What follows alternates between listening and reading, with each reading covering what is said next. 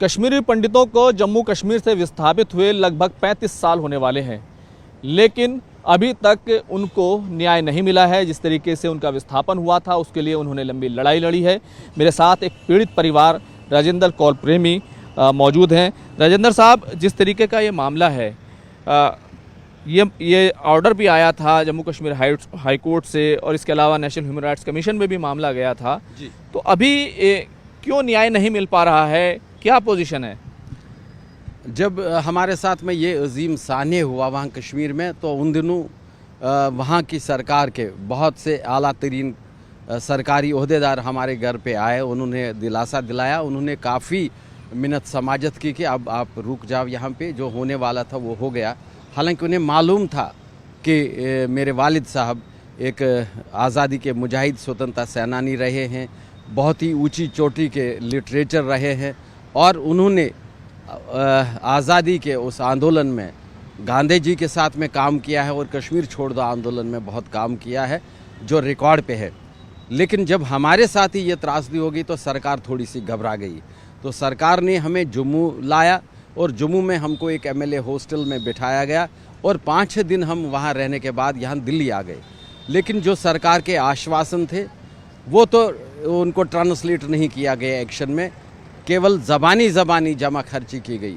लेकिन उसके बाद हम सरकार से मिले तो, लेकिन जब हम दिल्ली आ गए तो दिल्ली, मुझे लगता है दिल्ली से और हमारी रियासत सरकार जम्मू व कश्मीर की सरकार में थोड़ा सा फासला रहा।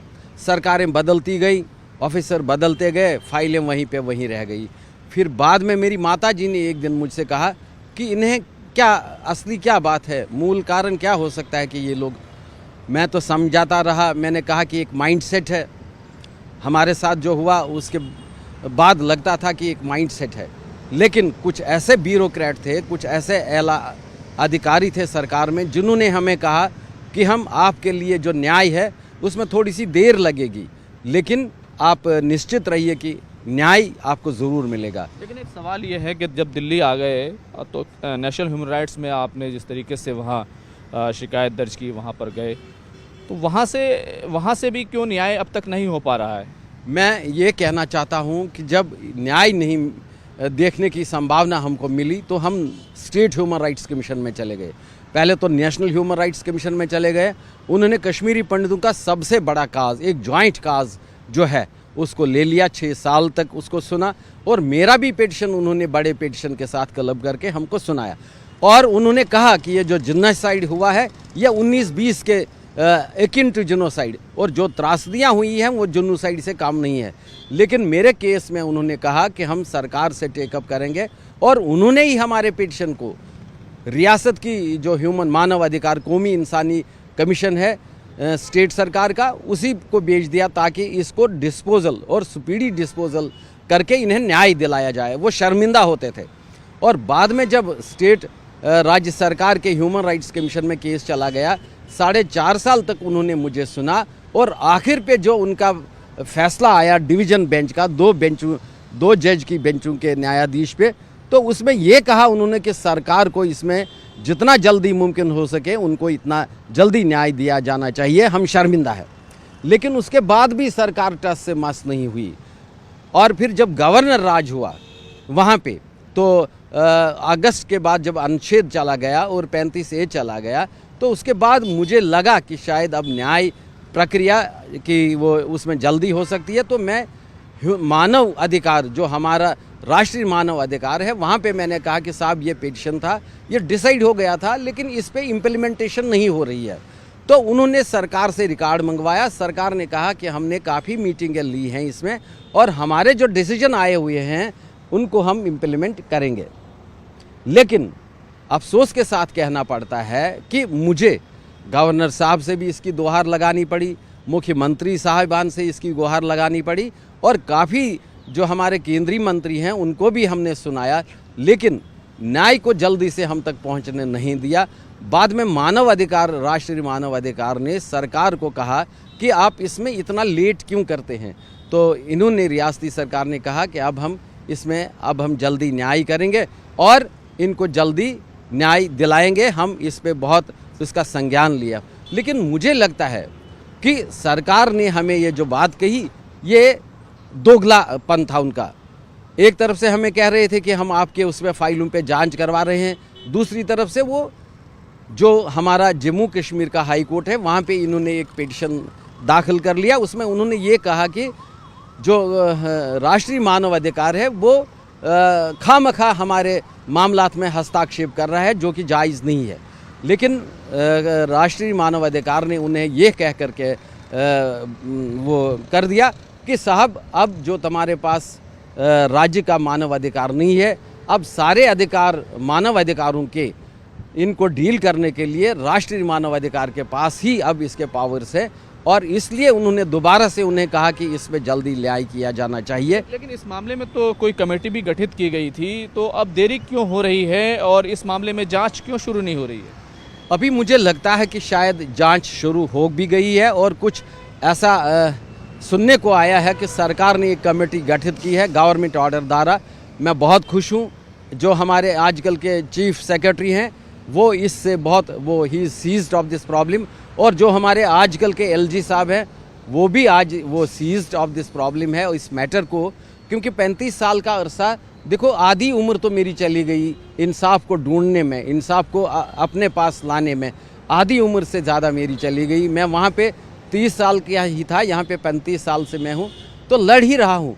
लेकिन अब लगता है कि किसी कारण से अब जो सरकार में चीज़ें बहुत लंबा समय खींचती हैं, इसमें समय लगता है। मुझे लगता है कि अब उन्हें बिना समय ज़ाया किए हुए, बिना कुछ इसके रूल्स और रेगुलेशन के, क्योंकि इसमें तो कोई रेगुलेशन की आवश्यकता नहीं है, ये मानव अधिकार का जो हनन है।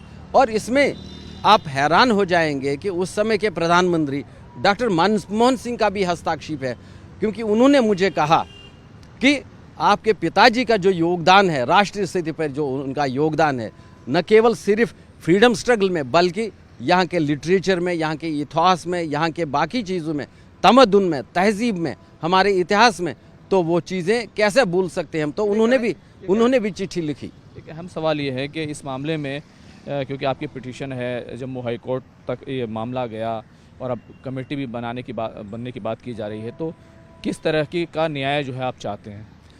वो एक तो उसमें कंपनसेशन का बनता है, तो मैंने सरकार से ये कहा कि मुझे कोई कंपनसेशन नहीं चाहिए। अगर इसमें चाहते हैं, अगर आप इसमें बिल्कुल इच्छुक हैं, तो कंपनसेशन बनता ही बनता है, उसमें कोई दो राय नहीं। आप आश्चर्यचकित हो जाएंगे, जब हमारे साथ में ये त्रासदी हुई, उसके आने के बाद, जम्मू में आने के बाद हम 5-6 दिन वहाँ पे रहे, फिर जब दिल्ली में आ गए तो 1990 में यह त्रासदी होगी। 92 में 92 में जो हमारा मंदिर था, हम एक ही घर रह रहे थे वहाँ पे कश्मीरी पंडित, हमारा मंदिर था उसको डिमोलिश किया गया, उसका कुछ कंपनसेशन भी दिया है उन्होंने। लेकिन हमने ये कहा, फैमिली ने ये निर्णय किया कि यार ये मंदिर और मस्जिद किसी का व्यक्तिगत का घर नहीं है, ये बिल्कुल भगवान के घर हैं। जो मंदिर का कंपनसेशन आपने दिया है, अब हम वहाँ पे नहीं रह रहे हैं और मंदिर भी नहीं बन सकता दोबारा, तो ये आप उसमें मस्जिद में दीजिए, तो अवकाफ कमेटी को दीजिए। और मुझे मालूम नहीं कि अब तक क्या किया है उन्होंने, ये नंबर 1 बात। दूसरी बात यह है कि जो हमारी ज़मीन है वो तो हड़प हो गई हैं। एक लैंड माफिया ने वहाँ पे वो सरगर्म है, और लैंड माफिया ने हमारी सारी ज़मीन को हड़प कर लिया। हालांकि कागज़ हमारे नाम पे है, लेकिन ज़मीनी सतह पे हमारे पास कोई कब्ज़ा नहीं है उसका। और तीसरी बात, हमारे 2 मकान थे, दोनों मकानों को जलाया गया। उसमें एसपी साहब की जो चिट्ठी है, वो जो FIR जिसे कहते हैं, उसमें ये साफ लिखा है कि दोनों मकानों में रियासती सरकार ने पैरामिलिट्री फोर्सेस को ठहराया था। ये चिट्ठियाँ अभी भी मेरे पास हैं।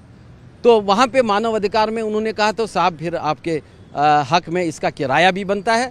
तो उन्होंने सरकार को बोला कि इनका किराया उसमें एग्जामिन करो, वर्कआउट करो किराया, तो इनको दे दो।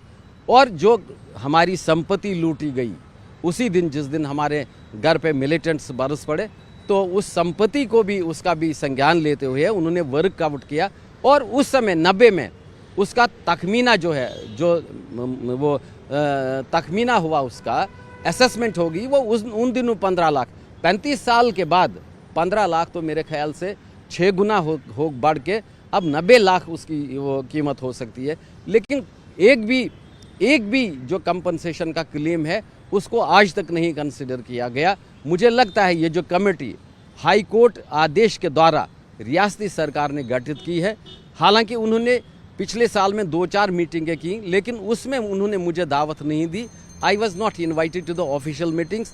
लेकिन हाँ, एक मेल आया डिप्टी कमिश्नर अनंतनाग से कि साहब मुझे बताया गया है कि आप यहाँ पे आए, मैं आपको सुनूं और आपके सुनने के बाद मैं सरकार को रिपोर्ट दूं। और मुझे लगता है जो उन्होंने मुझे बताया कि उन्होंने एक रिपोर्ट दी है और उसमें भी 1 साल हो गया।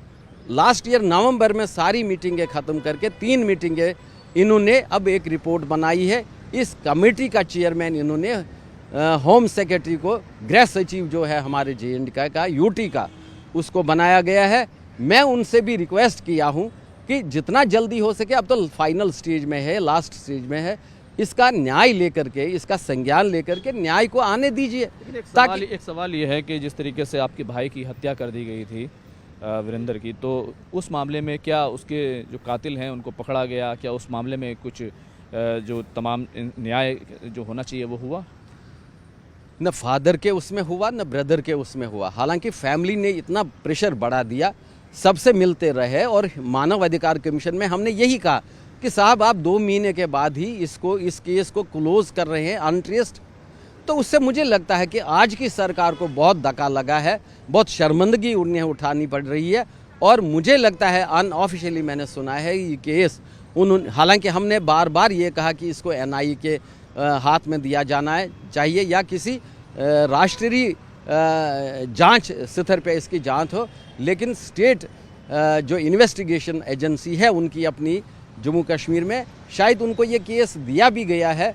अभी तो इसकी सरकारी पुष्टि नहीं हुई है, लेकिन काफ़ी लोगों को मैंने सुना है कि उठाया गया है, पूछताछ शुरू हुई है। और जितना जल्दी हो सके, क्योंकि एक कॉन्फिडेंस बढ़ेगा हमारे इसमें वापस जाने में। और जो दूसरी बात मैं कह रहा हूँ और सबसे कह रहा हूँ कि जो हमारा आबाई घर है, जो हमारा, हम तो पुश्ते ही नहीं बाशिंदे हैं कश्मीर के, हमारा हक है वहाँ पे, हमारा घर है। और आप हैरान हो जाएंगे कि लास्ट ईयर, पिछले साल में 3 महीने अपने ही राज्य में एक मेहमान बन के था। जैसे मैं आज यहाँ दिल्ली में अपने ही देश में एक शरणार्थी हूँ, अपने ही देश में एक रिफ्यूजी हूँ। हालांकि देश तो मेरा ही है, मैं कहीं पे भी रह सकता हूँ। मैं बहुत शुक्रिया बात करने के लिए। तो देखिए, ये वो त्रासदी है कि राजेंद्र कौल प्रेमी, उन्होंने अपने पिता को खोया, अपने भाई को खोया और अपनी तमाम संपत्ति को खोया, लेकिन आज तक ना तो उनको कोई कंपनसेशन मिला और ना ही उनको न्याय मिला, ना ही उनके कातिलों को जो है कोई सज़ा मिल पाई। ये केस जो है अनट्रेस कहकर बंद कर दिया गया। ये त्रासदी है और अभी इस मामले में न्याय नहीं हुआ है। संघर्ष जो है वो अभी कश्मीरी पंडितों का जारी है। कैमरामैन संजीव वर्मा के साथ खुर्रम शहजाद, न्यूज़ 18 दिल्ली।